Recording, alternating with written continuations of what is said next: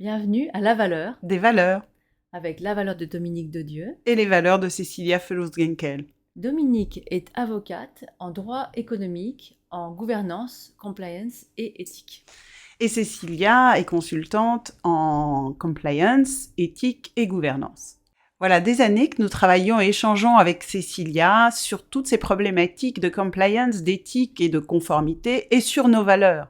Et aujourd'hui, nous voulions partager avec vous notre longue expérience des préoccupations des entreprises dans ces domaines. Alors aujourd'hui, nous allons faire honneur à Eleanor Roosevelt quand elle recommandait de faire chaque jour quelque chose qui nous fait peur. Donc aujourd'hui, nous nous lançons dans cette aventure et nous allons commencer par un thème simple et léger qui est donc la gestion des tiers. Alors Dominique, on a l'impression qu'en France, la notion d'évaluation des tiers a vraiment apparu pour certaines entreprises avec la loi Sapin. Est-ce que c'est quelque chose que toi, tu ressens dans ta pratique également ? Oui, je suis assez d'accord avec toi, Cecilia. C'est vrai que la loi Sapin a cristallisé cette obligation d'évaluer, d'analyser les tiers. Ceci étant, ça n'est pas une obligation nouvelle.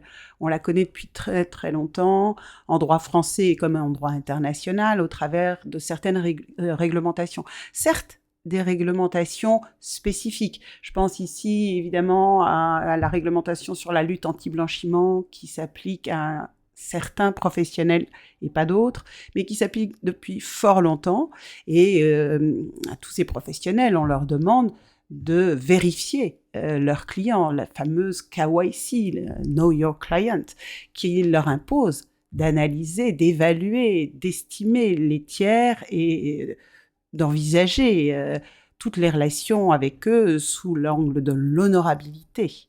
Alors effectivement, c'est intéressant. Tu pourrais peut-être nous parler un petit peu de ce que toi tu vois comme point de différence entre cette façon de présenter l'évaluation des tiers, entre ce qu'on voit dans la loi Sapin et ce qui est en place depuis fort longtemps, avec beaucoup de recul en matière de lutte contre le blanchiment.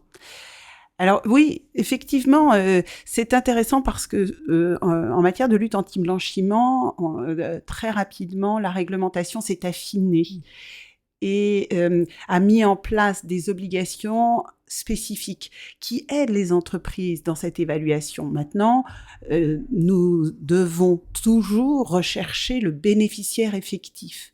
C'est une notion qui est très claire maintenant. On a mis très longtemps, il faut être honnête, à comprendre ce que le législateur, même international, entendait par bénéficiaire effectif. Aujourd'hui, le texte est clair, c'est une personne physique. Donc, il faut toujours rechercher une personne physique. Donc, il faut savoir avec qui on traite et qui est à la tête de toutes les structures avec lesquelles on traite. C'est le bénéficiaire effectif. Et la définition du bénéficiaire effectif est maintenant précise, celui qui détient au moins 25% du capital ou des droits de vote. Donc voilà une notion particulière, précise, qui permet d'évaluer les tiers jusqu'à leur tête, jusqu'à leur gouvernance. Et c'est ça qui est recherché, c'est ça qui est important. Et ça, c'est un angle intéressant parce que c'est vrai que si on prend l'approche uniquement de la loi Sapin, on n'a pas forcément cette vision-là de la personne physique qui est en haut de l'organigramme. On est plus dans une vision qui a trait à l'entreprise, à son honorabilité, à sa réputation. Et ce qui est intéressant, effectivement, pour les entreprises, c'est d'avoir une approche, ça c'est quelque chose qui nous tient beaucoup à cœur toutes les deux, c'est l'approche un peu holistique, un peu générale en fait, puisqu'on a tellement de textes qui s'appliquent aux entreprises, qu'essayer de trouver une approche pragmatique, efficace sur ces sujets. Donc c'est très intéressant d'avoir une bonne compréhension de ce que la réglementation en matière de lutte contre le blanchiment recherche finalement, avec cet objectif qui n'est pas évident pour les entreprises qui ont peut-être moins l'habitude de cette approche-là. C'est vrai que les moyens d'obtenir l'information sur le bénéficiaire effectif dirigent l'action, c'est-à-dire qu'une fois qu'on sait que l'on doit retrouver qui est cette personne, on prend une meilleure mesure de l'ampleur des mesures qu'on doit mettre en place. Oui, je suis d'accord, de l'ampleur des mesures et aussi du niveau de recherche. Et d'ailleurs, c'est intéressant parce que, en fait, l'AFA, l'Autorité française anticorruption, a attiré l'attention dernièrement d'ailleurs sur ses dernières recommandations publiées en janvier 2021 sur la nécessité de l'engagement de l'instance dirigeante. Eh bien, quand on évalue les tiers, l'idée est finalement là aussi Pas seulement, bien sûr, hein, mais là aussi, c'est-à-dire évaluer les tiers, c'est évaluer aussi l'engagement de l'instance dirigeante, et l'instance dirigeante va être le bénéficiaire effectif. Voilà, ça c'est une première approche, un premier moyen, les premières mesures à mettre en place en matière de lutte anti-blanchiment et qui se déploient. On le voit bien maintenant, les entreprises ont une bonne conscience et une connaissance parfois de cette notion de bénéficiaire effectif. Mais c'est derrière tout ça, ce qui est intéressant, c'est de voir que définitivement, dans tous les textes aujourd'hui, c'est la gouvernance qui est recherché et qu'il s'agit d'évaluer finalement. Alors après, ce que je trouve intéressant, on avait un petit peu discuté, dans la loi Sapin, je trouve que, pour ma part, quand j'ai lu cette approche-là, donc l'évaluation des tiers, j'ai trouvé que il y avait peut-être un risque d'enfermer la discussion de la relation avec les tiers dans uniquement la due diligence, uniquement cette évaluation dont on va parler un petit peu. Alors que pour moi, je trouve que c'est intéressant d'avoir une approche qui est plus globale, et j'aime bien parler d'ailleurs de gestion des tiers. C'est-à-dire que vraiment, on a l'intégralité de la relation qui fait l'objet de cette gestion. Et ça a d'ailleurs un impact sur la façon dont on nomme les documents. C'est-à-dire, moi, j'ai plutôt tendance à nommer les documents vraiment une politique, une procédure de gestion des tiers qui envisage l'intégralité de la relation avec le tiers. Mais toi, tu me disais que peut-être ce terme d'évaluation, toi, n'avait pas surpris par rapport au cadre, au champ d'application global, finalement.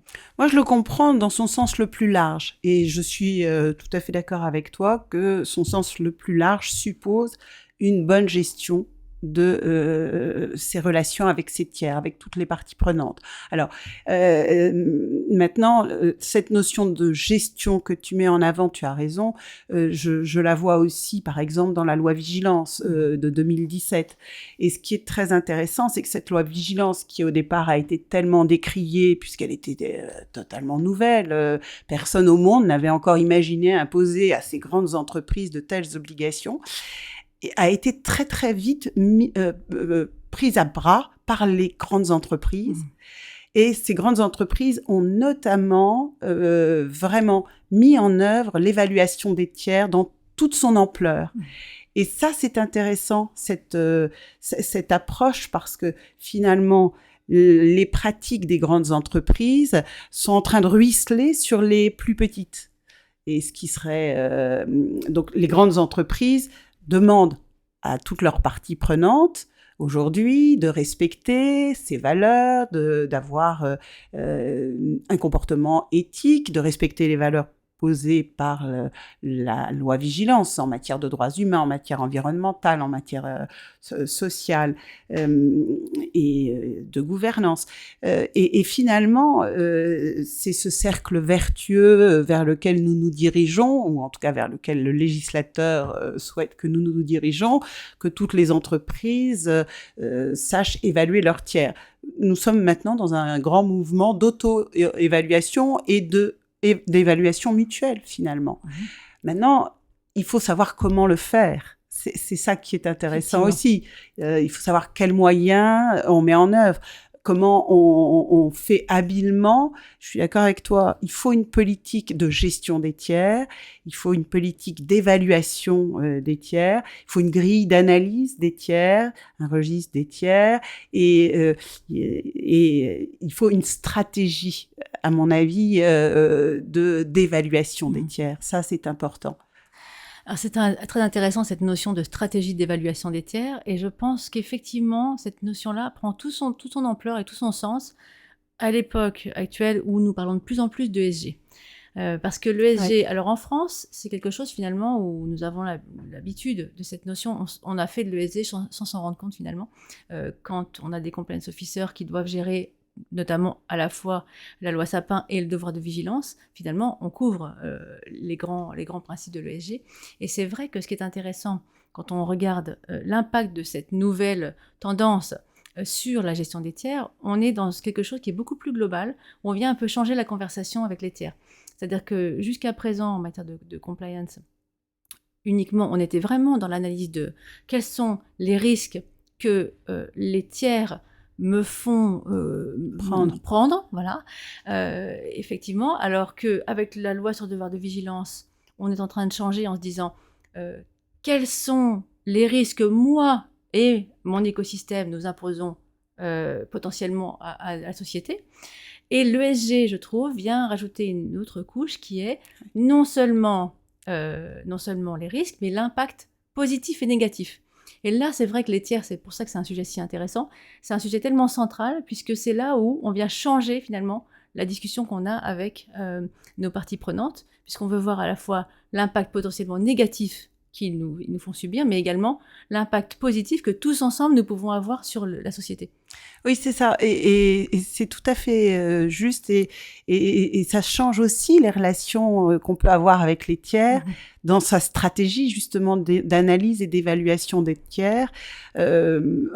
Certains ressentent ces fameuses due diligence, ces fameux questionnaires que l'on pose à ces parties prenantes comme quelque chose de très inquisitoire. Et ces notions de SG permettent de revenir à des préoccupations beaucoup plus humaines et à échanger sur ces notions humaines et à partager, et le cas échéant, à se demander comment, même parfois, on peut faire ensemble des avancées dans ces domaines. Et puis, un autre point positif que je vois aussi dans ces analyses menées sur les tiers et sur ces parties prenantes, c'est que finalement, les grandes entreprises ont dans un premier temps imposé, et continuent d'ailleurs à imposer maintenant toutes ces obligations à leur écosystème, à leurs parties prenantes, et progressivement mesure la nécessité peut-être de les aider.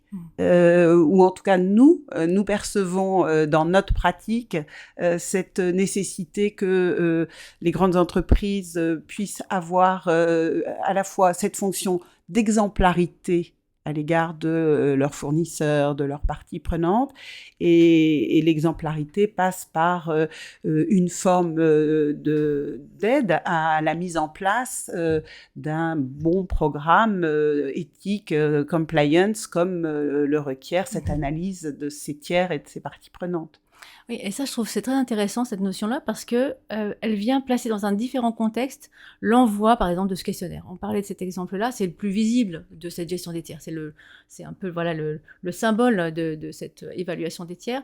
Et c'est vrai que si on prend cette approche de mentoring un petit peu, ou de partage d'informations, l'envoi du questionnaire peut s'accompagner par exemple d'une introduction qui vient expliquer pourquoi on fait ça, voilà. de quelques éléments d'information, mais également la façon dont on tourne les questions. Et c'est très intéressant de voir à quel point la façon dont on tourne les questions a cet effet justement de mentoring. D'où vraiment la nécessité de concevoir ces questionnaires de façon judicieuse et quand même en fonction de ses interlocuteurs. C'est envoyer des questionnaires type à tous ces interlocuteurs. J'ai bien conscience que pour ces grandes entreprises, on peut pas imaginer un nouveau questionnaire à chacun de ces interlocuteurs, mais néanmoins, une petite adaptation selon les catégories de parties prenantes peut être quand même judicieuse, intéressante. Et après, il faut savoir à qui on s'adresse. Il faut aussi avoir une stratégie sur les parties prenantes. Et d'ailleurs, ça va dans le cadre de cette stratégie. Évidemment, les textes nous disent qu'il faut aller rechercher, par exemple, pour la vigilance, les fournisseurs de premier rang.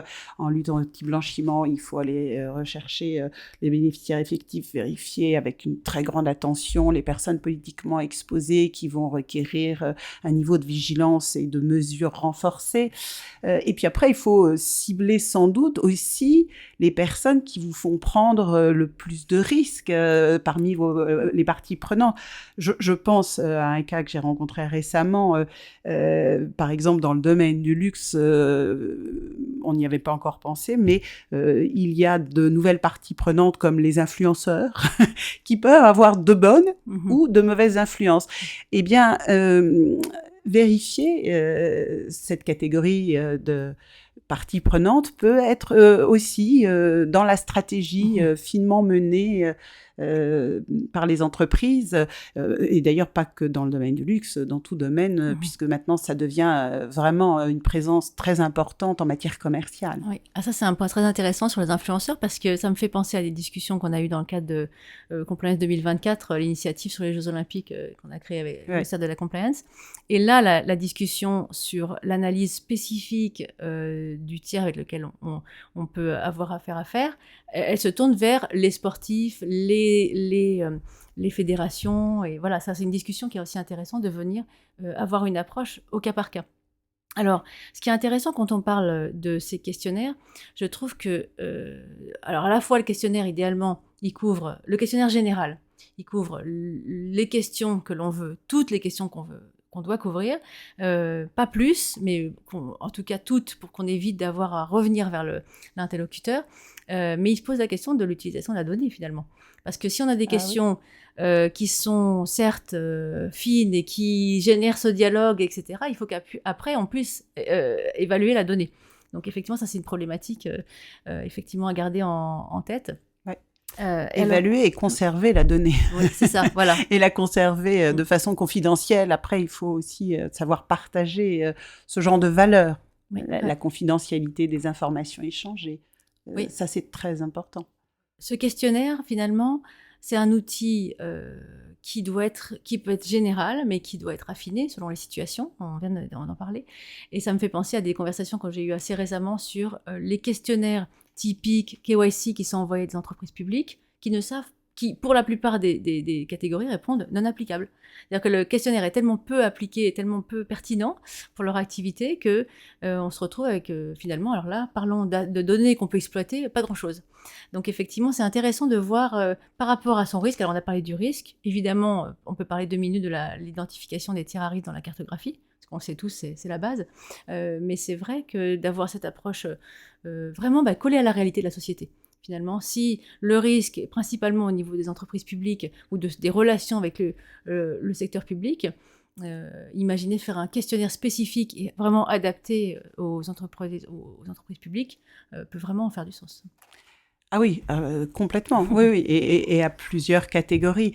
Et ça m'amène à une réflexion que nous avons menée avec certaines catégories sectorielles sur des recherches que tout le monde est amené à faire finalement. En fait, en ce moment, tout le monde, comme je le disais, s'évalue mutuellement, ou de plus en plus d'entités s'évaluent mutuellement, et tout le monde est obligé de poursuivre les mêmes objectifs, donc de faire les mêmes recherches. Donc, il y a certains domaines d'activité qui commencent à songer, et certains même sont un peu plus matures et on commence à aboutir à des recherches mutualisées. Alors, ce qui pose une difficulté en termes de confidentialité, c'est pour ça que je l'évoquais tout à l'heure, et que c'est une question qui est essentielle à mes yeux, le secret, la confidentialité, mais néanmoins, que tout le monde ne réinvente pas systématiquement la roue, que tout le monde ne fasse pas systématiquement les mêmes recherches. Donc, il y a plusieurs niveaux de recherche, en fait. Et ce que tu dis est très, très juste, c'est-à-dire que soit on va répondre non applicable, soit on va avoir pour une première catégorie de recherche toutes les informations essentielles, comme qui est le bénéficiaire effectif, qui détient quoi. Ça peut être une première catégorie d'informations qui peuvent être mutualisées le cas échéant, et que tout le monde ne fasse pas la même recherche, parfois c'est quand même extrêmement intéressant parce que ça fait gagner du temps à tout le monde. Donc il y a des travaux de mutualisation des recherches, au moins des recherches de premier niveau, je dirais, que moi je trouve très intéressant en ce moment, et important pour les entreprises pour qu'elles gagnent du temps et éventuellement un peu d'argent à passer et à placer, surtout sur des recherches plus pointues lorsque le risque est plus avéré. Voilà. Et ça, c'est vrai que ces efforts de mutualisation sont très intéressants, et ils recoupent plusieurs des sujets on vient d'évoquer, c'est-à-dire que d'avoir, notamment je pense à une initiative dans le domaine de la construction, d'avoir des entreprises qui viennent travailler ensemble à la préparation d'un questionnaire unique. pour ces informations de base, déjà est intéressant parce qu'il crée un dialogue sur les questions minimum à poser, la façon de les formuler, les questions, voilà, sur cette approche-là du questionnaire. Mais également, une fois que la donnée est mutualisée, forcément, on prend une approche assez transparente qui vient un peu aussi déplacer le débat sur ce terrain-là. Et après, en termes d'évangélisation, on va dire, de mentoring, ça est très intéressant de voir la façon dont ces initiatives peuvent avoir un impact positif sur les plus petites entreprises peut-être du domaine. Parce qu'on a des entreprises qui ne sont pas concernées particulièrement par ces textes-là dont on a parlé, mais à qui on envoie un questionnaire. Exactement. Et de leur dire, mais vous pouvez aller sur telle plateforme, c'est gratuit. Vous remplissez les quelques informations vous concernant, on demande des choses qui sont quand même assez basiques, qui sont importantes, certes qui demandent une certaine transparence, mais qui sont quand même assez basiques. Donnez-nous ces informations et ça vous servira pour vos autres donneurs d'ordre. Et c'est vraiment très intéressant cette approche-là. Et je pense qu'on se dirige vers ça. Après, ça ouvre un sujet qui je trouve fascinant. C'est là, on est dans la due diligence, l'audit de base. Les informations, les premières, là on peut commencer à faire les premiers niveaux. Voilà. Et c'est vrai, ce qui est intéressant, c'est de s'interroger sur qu'est-ce qu'on fait une fois que on a identifié ce partenaire d'affaires potentiel, et notamment par rapport à un projet donné, par rapport au conflit d'intérêts. Donc on peut peut-être parler de ça un petit peu, de cette due diligence finalement augmentée et vraiment appliquée au cas par cas. Absolument, avec juste une petite réserve quand même. Pour le premier niveau, on fait toujours très très attention à rester dans le cadre et le respect du droit de la concurrence en particulier. Donc tous ces travaux de mutualisation, à chaque fois qu'on participe à ces travaux de mutualisation, je pense moi au secteur financier dans lequel j'ai pu participer, à chaque fois on a été extrêmement vigilant à respecter et c'est d'autant plus important que les sanctions ont été récemment augmentées à un niveau européen et que les travaux d'associations professionnelles sont maintenant examinés de très très près par l'autorité de la concurrence avec sa position de janvier 2021. Donc voilà, il faut quand même juste avoir en tête cette réserve. Et donc, on est toujours dans ces domaines d'éthique, de compliance, sur le fil du rasoir entre ce qu'on peut faire et ce qu'on peut faire tous ensemble de bien et ce que néanmoins chacun doit faire de son côté pour de nombreuses raisons de droit. Tout à fait. Ça, c'est un point très important et c'est vrai que j'ai la chance de travailler avec un groupe de compliance officers dans le domaine de l'énergie.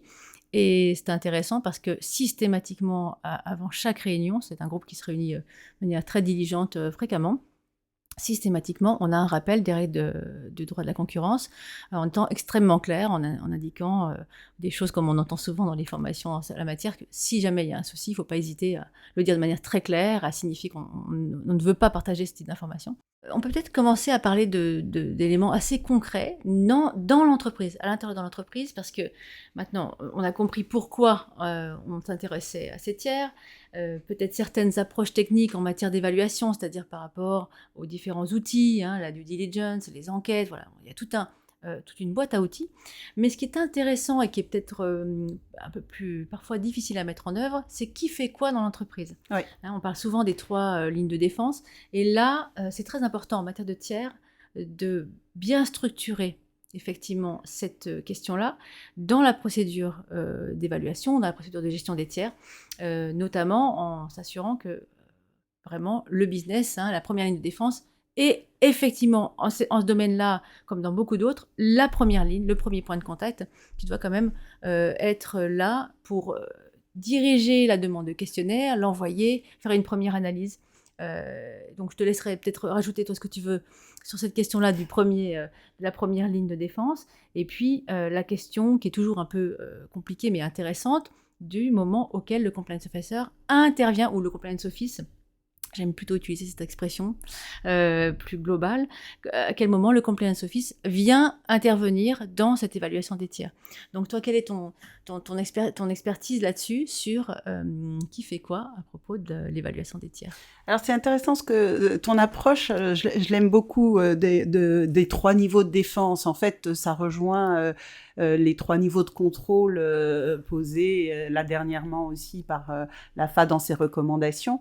Et c'est assez juste, c'est effectivement ce qui se passe dans la réalité. C'est-à-dire que le premier niveau de contrôle des tiers, ce sont les opérationnels qui sont en relation avec les tiers. D'ailleurs, je ne sais pas si tu as vu là récemment cet arrêt qui a été pris par la Cour d'appel d'Angers et qui a validé, alors c'est en matière sociale, Ah oui. donc, mais qui a validé un licenciement qui a été fait pour faute, je crois, parce que le directeur commercial n'avait pas tenu compte de la politique interne notamment, et n'avait pas tenu compte de la nécessité de faire des due diligence sur des tiers qui se passaient au Moyen-Orient, qui étaient situés au Moyen-Orient, et avait continué, était déjà avancé dans ces discussions et dans ces discussions commerciales, avait déjà poursuivi et même mis en place des rendez-vous, alors même que la direction s'interrogeait sur l'opportunité d'entrer en relation d'affaires. C'est dire que le premier niveau de défense, comme tu dis, c'est assez juste, mais en tout cas, le premier niveau de vigilance, à mes yeux, c'est effectivement sur le terrain, sur place, les opérationnels, tous ceux qui sont en relation avec les tiers. Et le compliance officer peut parfaitement être également sur ce premier terrain. Parfois, les opérationnels ont besoin d'un œil interne dans l'entreprise, mais extérieur à leur relation d'affaires. Et cet œil-là peut tout à fait être du compliance office. Un des membres du compliance office, c'est vrai que c'est une belle idée, la compliance office. Ça, c'est vraiment typiquement le premier niveau qui est essentiel. C'est le premier œil. Mais le premier œil, évidemment, est déjà très ciblé, puisque l'objectif, c'est quand même toujours de pouvoir entrer en relation d'affaires. Donc, ce deuxième niveau de défense, c'est quand même bien au niveau du compliance office.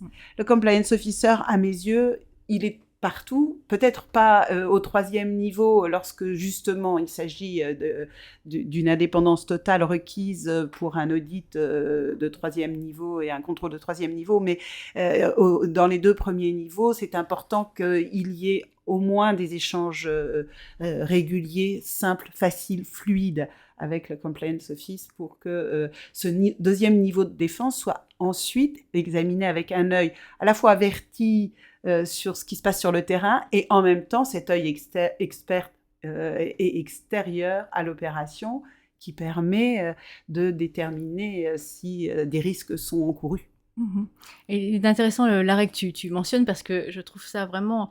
On voit le niveau d'assimilation de certaines notions compliance plus largement dans la société. Exactement. Que de voir notamment les juges qui s'émeuvent du fait que dans le domaine, alors on est dans le Moyen-Orient, on est dans le domaine de l'armement de mémoire, de voir qu'en fait finalement cette personne, directeur commercial je crois, oui. A mis potentiellement le dirigeant, la société dans une situation vraiment très compliquée, Oui. de ne pas avoir respecté les règles internes, ça c'est quelque chose qu'on n'aurait pas vu quelques années.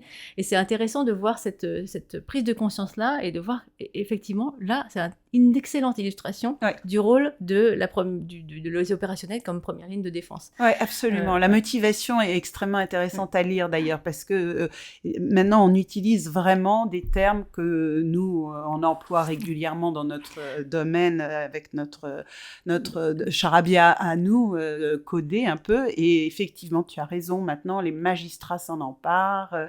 Bon, la société civile, n'en parlons pas, mais ça se répand effectivement maintenant dans tous les domaines du droit. C'est vrai qu'on parlait de ce rôle du compliance officer, et c'est vrai que selon la taille des équipes, ça peut être un vrai défi. Oui.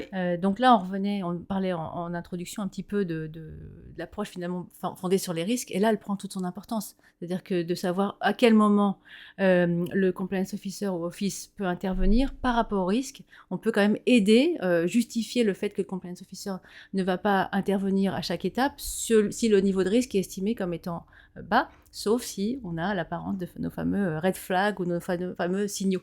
Mais c'est vrai que pouvoir un peu préserver aussi le compliance office en utilisant finalement l'approche fondée sur les risques. D'où la nécessité des formations et des sensibilisations.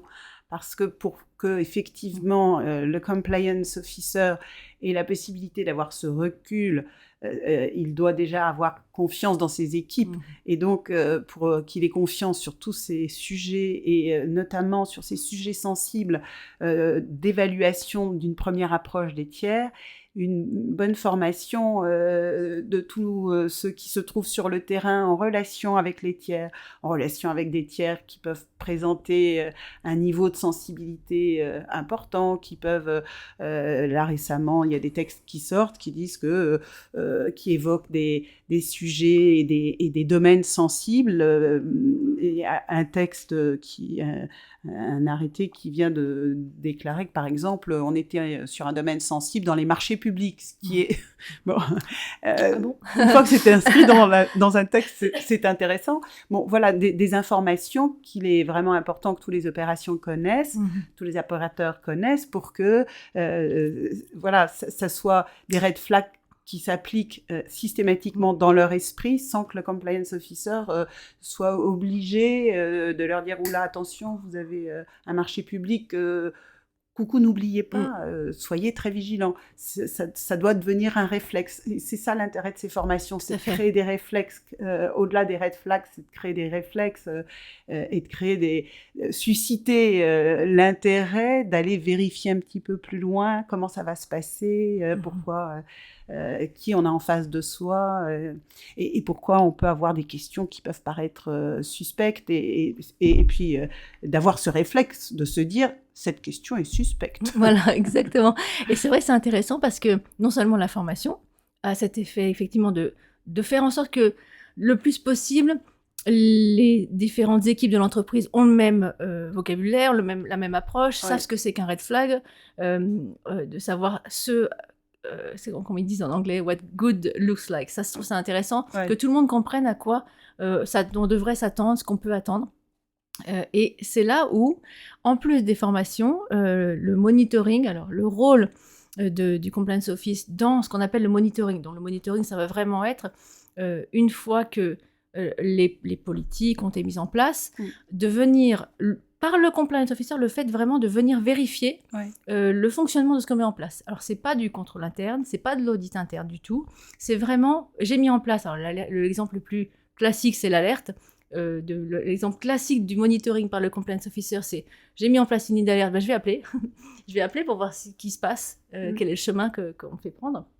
Mais en matière de tiers, ça c'est intéressant parce que si on a un monitoring en disant tiens, il y a eu un gros projet récemment, je vais regarder quand même ce qui a été fait en matière d'évaluation des tiers, et là, ça vient donner pour les formations des exemples très pratiques, en disant, ben voilà, dans tel cas, sans dévoiler des choses particulières, on est donc vraiment au niveau général de formation, mais en prenant des exemples pratiques, en disant, voilà, on a du concret et on permet de faire une formation qui est collée au terrain, collée à la réalité, pas une fois par an avec les poncifs, on est dans du très terrain. Adapté. Absolument. Voilà, je crois qu'on a fait un petit peu le tour de ces questions. Il y en a tellement à dire. Voilà, on pourrait parler, ça je pense que tout le monde l'a vu, on pourrait parler de ces sujets et d'autres pendant très longtemps. Mais l'idée là, c'était vraiment de faire un petit tour des grandes orientations que l'on voit et ce qui nous tient à cœur dans cette thématique-là. Alors, quelques mots de conclusion pour toutes les deux. Qu'est-ce que tu dirais sur cette thématique donc, de l'évaluation des tiers ? Moi, j'observe, reprenant d'ailleurs ta première réflexion du début, que peut-être grâce à la loi Sapin, mais aussi grâce à la loi Vigilance, il y a un niveau de maturation dans les entreprises, dans la recherche et l'évaluation des tiers qui est subitement importante. En tout cas, une prise en considération de plus en plus prégnante dans l'esprit de tous les dirigeants d'ailleurs, également sur les parties prenantes, l'intérêt d'être vigilant sur les parties prenantes. Donc déjà, rien que la prise en considération, moi, me paraît essentielle. Et au-delà de ça, je constate que sur le terrain, lorsque l'on mène ces investigations, lorsque l'on est dans l'évaluation, donc dans la recherche de la connaissance des parties prenantes, on examine les questionnaires, qu'on les met en place, qu'on les examine, eh bien, je vois que les entreprises découvrent leurs parties prenantes et en fait c'est extrêmement positif parce que ça leur permet de mettre en place la politique la plus adaptée vraiment à leurs besoins. Non seulement aux besoins de répondre à la loi, de répondre à la faille, de répondre à n'importe quelle autre autorité, mais surtout de répondre à leurs propres besoins. Et c'est ça que je trouve intéressant, c'est que finalement, les entreprises constatent que, eh bien, en s'intéressant davantage à leur écosystème, il y en a qui méritent de grands intérêts, d'autres dont on peut peut-être se séparer parce qu'ils ne sont pas aussi éthiques qu'on le souhaiterait. Et puis, il y a une meilleure connaissance maintenant de son écosystème et de ses parties prenantes. Ça, je trouve ça extrêmement intéressant à voir sur le terrain. Oui, alors je te rejoins tout à fait parce que c'est vrai que je suis contente qu'on ait commencé par ce sujet qui peut paraître un petit peu aride de la gestion des tiers parce que justement, d'une obligation vraiment voilà, assez aride à nouveau d'évaluation des tiers, en fait, on peut vraiment, c'est un très bon exemple de la façon dont on peut utiliser la conformité comme élément de la stratégie de l'entreprise. Oui. On voit, il y a des parallèles. C'est intéressant de voir dans les entreprises la façon dont systématiquement, on va faire cette évaluation de la solvabilité, par exemple, d'un tiers. Aussi, bien voilà. sûr. Ouais. Donc ça, c'est une base qui existe, ça semble logique à tout le monde. Et de venir faire un lien entre cette nécessaire vérification de la solvabilité avec l'intégralité de savoir avec qui je fais affaire. On l'a vu dans les moments là qu'on vit encore en ce moment, avec peut-être la fragilité de certaines chaînes d'approvisionnement. Ces questions-là, elles sont centrales à la stratégie de l'entreprise, à la durabilité de sa chaîne d'approvisionnement. Et on va finir peut-être sur ce thème qui est quand même une tendance actuelle qui, je pense, aide beaucoup les compliance officers, qui est le fameux ESG. Les tiers, ils sont centraux. Ils sont centraux de cette approche-là, de cette stratégie ESG. Et on dit souvent, dis-moi qui sont tes amis, je te dirai qui tu es. Et là, je pense qu'en matière de conformité, c'est vraiment la gestion des tiers qui peut nous aider à répondre à cette question. Absolument. Merci beaucoup, Cécilia. Merci beaucoup, Dominique. Merci à tout le monde. On espère que ça vous a intéressé et que nous aurons l'occasion de parler d'autres thématiques.